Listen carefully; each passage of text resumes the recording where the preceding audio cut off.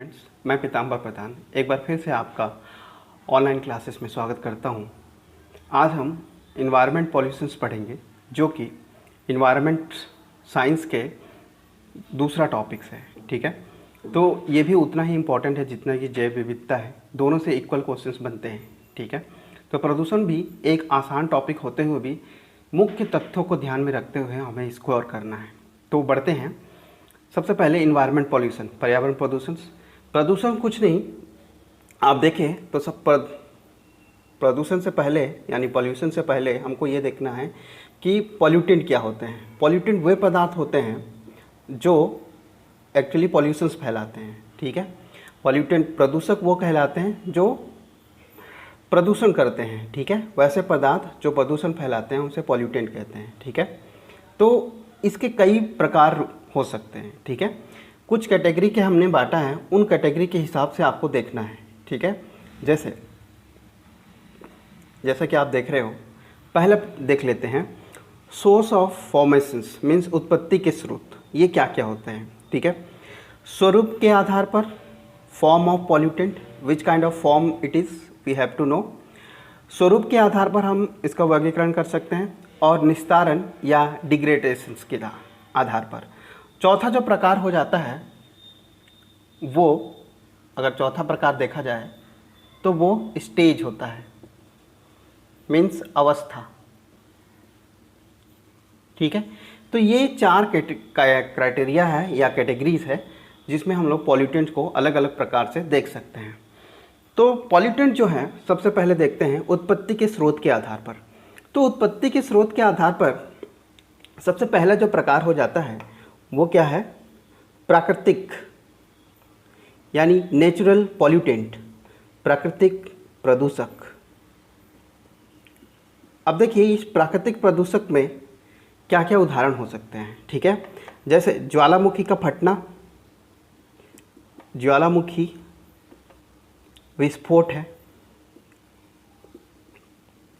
ज्वालामुखी विस्फोट से उत्पन्न हुए जो प्रदूषण है वो नेचुरल होते हैं। भूकंप से कुछ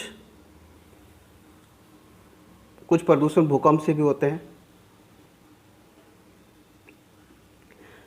ठीक, अन्य उदाहरण जो है जैसे SO2, नाइट्रोजन ऑक्साइड्स। ठीक है, या जीव जंतुओं का सड़ना। ठीक है, जैविक पदार्थों का सड़ना, जैविक पदार्थों को सड़ना, ये सब प्राकृतिक प्रदूषक है। इनसे जो भी प्रदूषण उत्पन्न होता है या जो प्रदूषक निकलता है उसे नेचुरल पॉल्यूटेंट या प्राकृतिक प्रदूषण कहेंगे। दूसरा हम जो इम्पोर्टेंट है देखते हैं, मानव जनित प्रदूषक।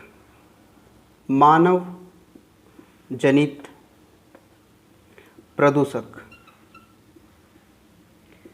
इसमें दो ही होते हैं। सोर्स के हिसाब से, मतलब कैसे उत्पत्ति होती है पॉल्यूटेंट की, वो देखा जाए तो सबसे पहले प्राकृतिक, दूसरा मानव जनित, मतलब मैन मेडेड, मतलब मनुष्य द्वारा उत्पन्न किया गया।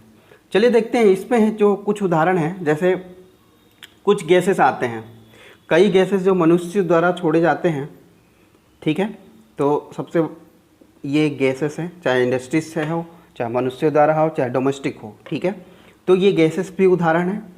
कई धुआं, धूम, ये सब क्या है, ये भी एक मानव जनित प्रदूषक है। हम जो ऊष्मा देते हैं, तापीय प्रदूषण होता है।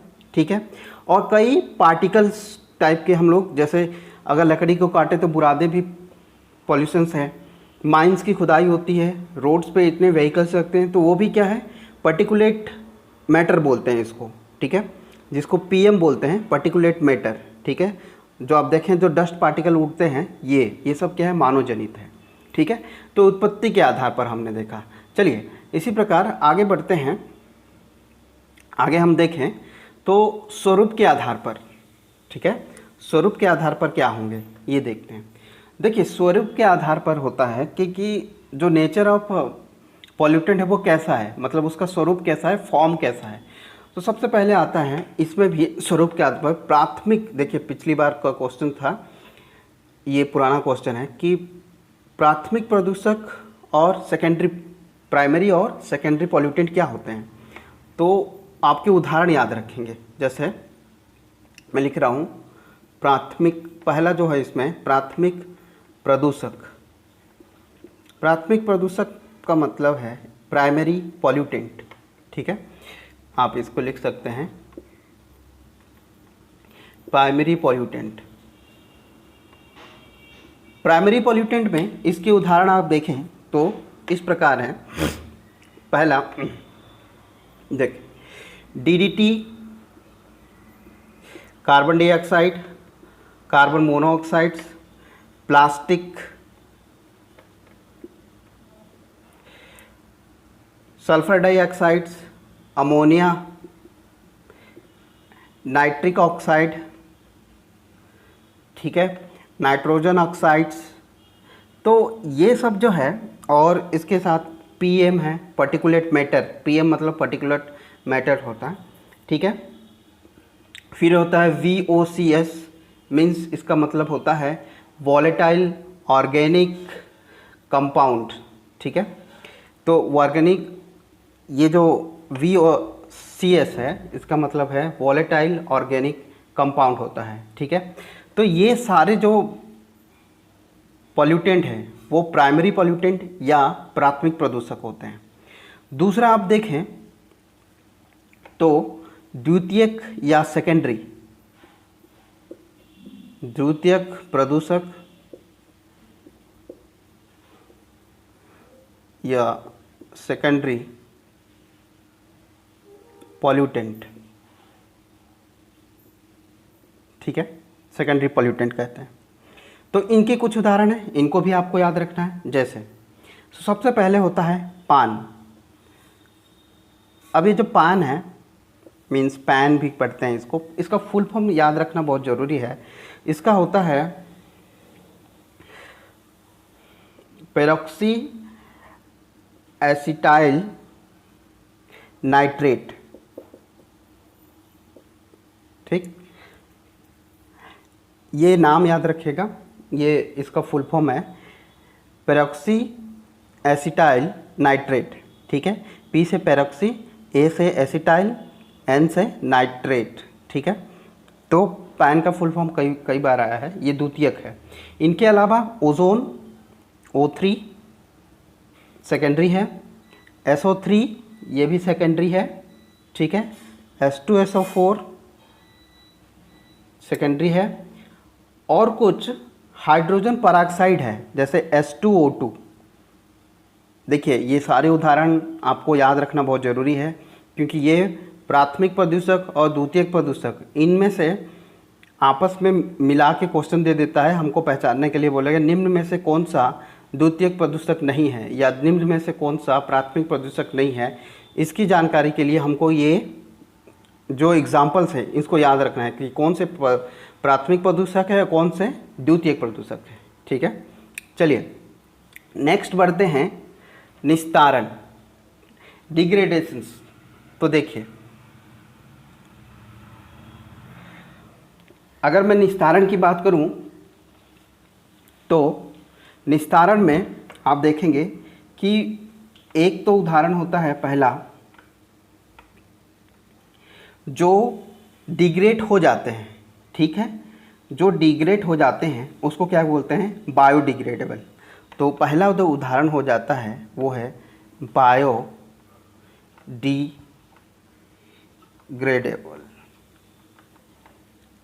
बायोडिग्रेडेबल ये पहला टाइप का होगा, ठीक है। तो बायोडिग्रेडेबल जिसको हम लोग क्या डिकम्पोज हो जाते हैं, वो उदाहरण होते हैं बायोडिग्रेडेबल का, ठीक है।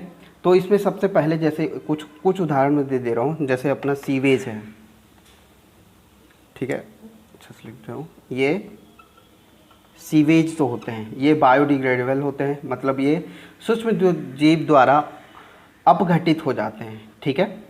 ये ऐसे चीज़ें जो सूक्ष्म जीव द्वारा अपघटित हो जाते हैं, ऐसे पदार्थों को हम लोग बायोडिग्रेडेबल कहते हैं, ठीक है।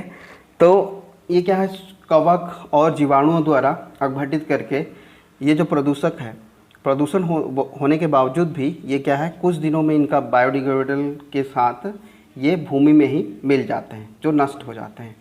ठीक है, कुछ एग्जाम्पल ऐसे थे। और भी जैसे हैं वुड डस्ट है, वुड डस्ट, ठीक है। फिर पेपर पॉल्यूटेंट,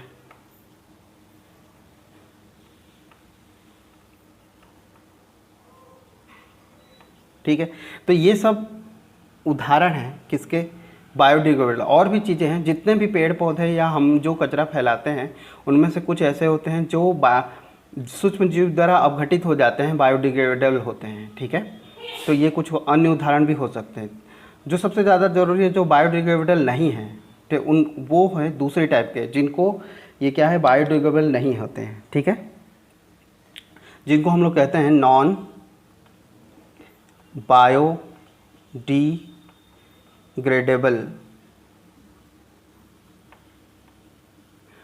बायोडिग्रेडेबल। अब देखिए ये जो है, मतलब जो अपघटित नहीं हो पाते हैं उनको नॉन बायोडिग्रेडेबल बोलते हैं, ठीक है। अब इनके जैसे कुछ उदाहरण हैं। पहला है जैसे शीशा है, पारा, आर्सेनिक,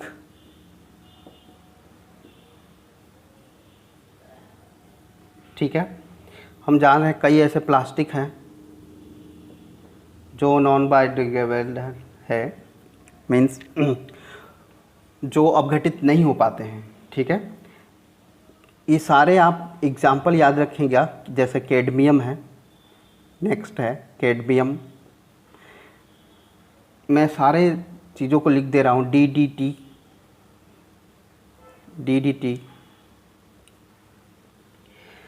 DDT के कई रूप हैं, 2,4-D, ठीक है। बाकी जितने भी है जैसे मैग्नीज, लोहा, तांबा, जो भी ये मेटल्स है, ये भी नॉन डिग्रेडेबल है, ठीक है। तो ये सब आपको याद रखना है, शीशा, पारा, arsenic, plastic, cadmium, DDT, 2,4-D, ये सब क्या है, नॉन डिग्रेडेबल पॉल्यूटेंट्स हैं। चौथा जो स्टेज आता है वो होता है स्टेज, मतलब अवस्था, मीन्स इसको अगर देखें हम, ठीक है, इसको अगर देखें, इसमें क्या आता है कि इसके कई स्वरूप होते हैं। जैसे पहला जो होता है गैसियस फॉर्म में रहेगा, सेकंड जो है ये आपके सॉलिड फॉर्म में रहता है, और थर्ड जो है वो लिक्विड फॉर्म में रहता है, ठीक है। तो ये स्टेज को हमको देखना है कि स्टेज मतलब अवस्था कि पॉल्यूटेंट जो है, पॉल्यूटेंट के 3 फॉर्म होते हैं, गैसियस, सॉलिड और लिक्विड। तो ये 4 जो अपनी क्राइटेरिया हमने बांटा है, इनके उदाहरण हमको याद रखना सबसे ज़रूरी है। चलिए थोड़ा सा विस्तार देख लेते हैं, कौन से पॉल्यूटेंट है जो गैसियस फॉर्म में रहते हैं, कौन से पॉल्यूटेंट जो सॉलिड फॉर्म में रहते हैं, कौन से पॉल्यूटेंट जो लिक्विड फॉर्म में रहते हैं। ये 4th स्टेज है, ठीक है। चलिए बिकी थोड़ा सा इसको कर दो।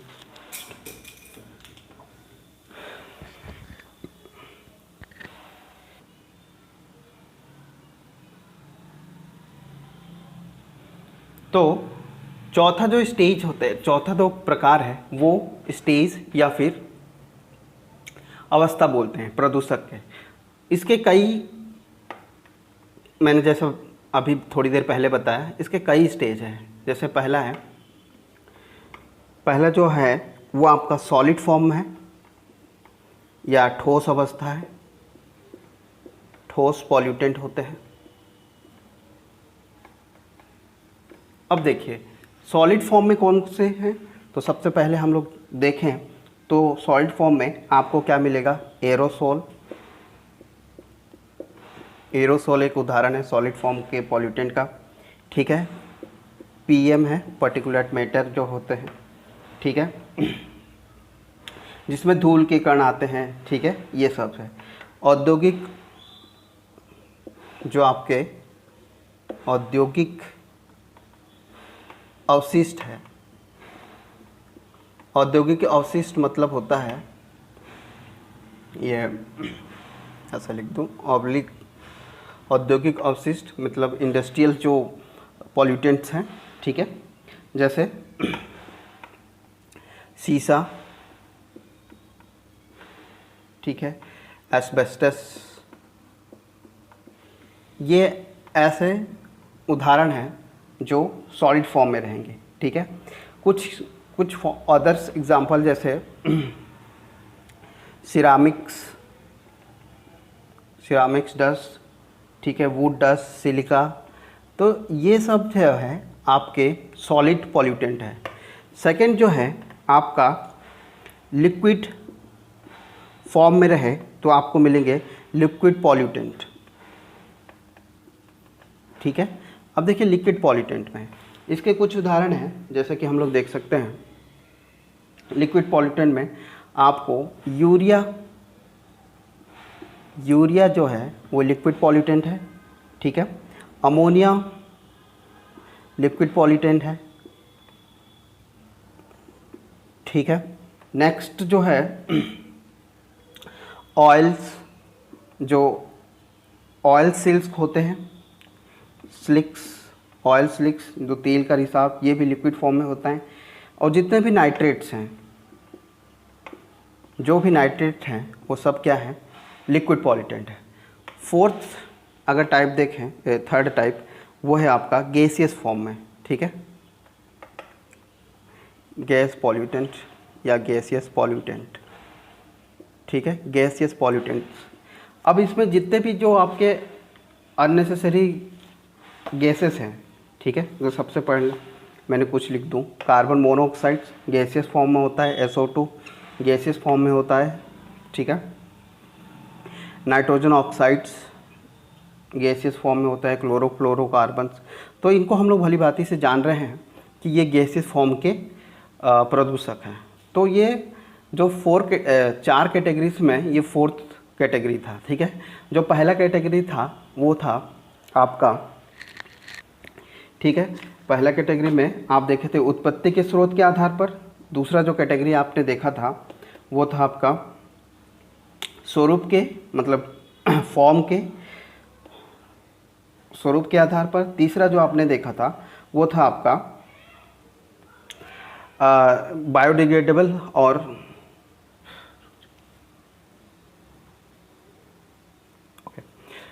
सो ये था पॉल्यूटेंट्स के 4th टाइप्स का। ठीक है, आगे हम बढ़ते हैं। विकी स्टॉप कर दीजिए।